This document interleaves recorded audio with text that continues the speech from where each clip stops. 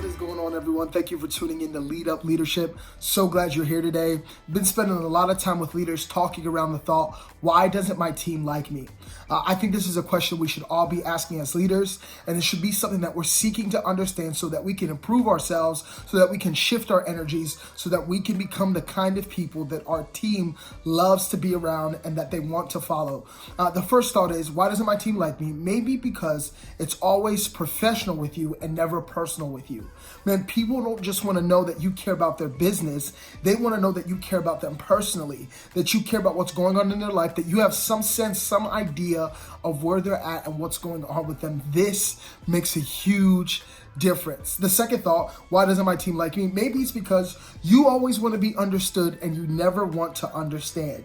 Man, there's two different parts of every conversation. It's the person that wants to be understood and the person that has to understand, and that exchange has to be shared if effective communication is going to happen. So maybe the reason though that your team doesn't like you or that they don't want to be around you is because you're always trying to be understood. You're communicating and commanding obedience and vision, which is all great, but you never understand where they're coming from, and so they feel like there's no relationship. This is a one dialogue relationship, and it's hard for them to be around you. And maybe the last thought is this, is that why doesn't my team like me? Maybe it's because you're asking them to do things that you as the leader are not willing to do. Man, do you want your team to vibrantly serve other employees? Then you vibrantly serve other employees. Do you want your team to have the energy and be excited every time they walk in the room? Then you walk in the room with energy and excitement. Man, you know as well as I know that we can never ask people to do something that we're not willing to do. And I believe, man, these are just a few thoughts, but if you could put them into practice, if you could not just be professional, but be personal,